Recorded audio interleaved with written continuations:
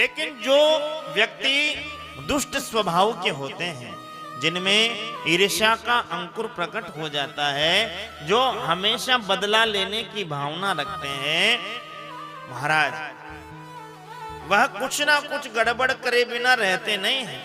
तो अश्वत्थामा ने मन में सोचा कि मेरा अपमान किया पांडवों ने, अर्जुन ने धक्के मारकर मुझे निकाला, इनके वंश को ही आगे नहीं बढ़ने दूंगा। फिर हंसने लगा कि 5 बालक थे, उन्हें तो मैंने मृत्यु के घाट उतार दिया, अब बचा ही कौन है। अचानक याद आया कि मैंने महाभारत के युद्ध के समय सुना था, अभिमन्यु की जो पत्नी है उत्तरा, वह गर्भवती है और अभी उसका 9वां महीना चल रहा है। उस उत्तरा के गर्भ को ही नष्ट कर दूंगा, बालक को जन्म लेने ही नहीं दूंगा। और अश्वत्थामा ने उत्तरा के गर्भ को निशाना बना करके ब्रह्मास्त्र चलाया, और जैसे ही ब्रह्मास्त्र आते हुए जब उत्तरा ने देखा, जब उत्तरा को पीड़ा होने लगी, उत्तरा भयभीत होकर के भगवान की शरण में गई और सीधी दौड़े दौड़े जाकर के भगवान को पुकारने लगी, पाहि पाहि महायोगी देव देव जगत्पते, नान्यं त्वद्भयं पश्ये यत्र मृत्यु परस्परम, यत्र मृत्यु परस्परम। हे गोविंद मेरी रक्षा करो, हे कन्हैया मेरी रक्षा करो, ये ब्रह्मास्त्र मुझे जलाकर के भस्म कर देगा। ध्यान दीजिए, आज उत्तरा सीधी भगवान के ही पास क्यों भागी? क्या परिवार में और लोग नहीं थे? लोग नहीं थे?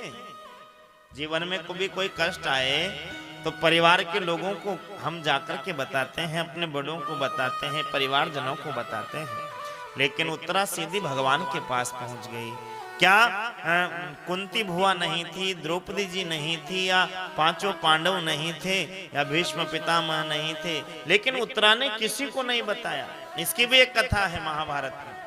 एक बार उत्तरा अपने कक्ष में सफाई कर रही थी, तब द्रौपदी जी ने आकर उत्तरा से कहा, बेटा जीवन में कभी भी कष्ट आए, कभी भी जीवन में दुख पड़े, तो कभी अपने परिवारजनों को मत बताना, अपने भाई बंधुओं को, अपने परिवारजनों को अपना दुख अपना कष्ट मत बताना, क्योंकि तुम्हारे सामने तो तुम्हारे परिवार वाले थोड़ी सहानुभूति दिखाएंगे, लेकिन पीठ पीछे से महाराज वही आपके दुख का आनंद लेंगे, वही आपके कष्ट का, आपकी पीड़ा का आनंद लेंगे। इसलिए कभी भी जीवन में कष्ट आए, दुख आए, तो किसी को जाकर के नहीं बताना, सीधी गोविंद की शरण में चली जाना। मेरे भी जीवन में एक बार कष्ट आया। द्रौपदी जी कह रही हैं कि दुष्ट दुशासन कौरवों की कुत्सित सभा में मेरा चीर हरण करने लगा। मैंने सबसे पहले अपने परिवार वालों को ही पुकारा, सब बड़ों को पुकारा, लेकिन किसी ने मेरा साथ नहीं निभाया। लेकिन जैसे ही मैंने गोविंद को पुकारा, गोविंद ने वस्त्र उतार लेकर मेरा चीर बढ़ाकर मेरी लाज बचाई, मेरी इज्जत की रक्षा करी।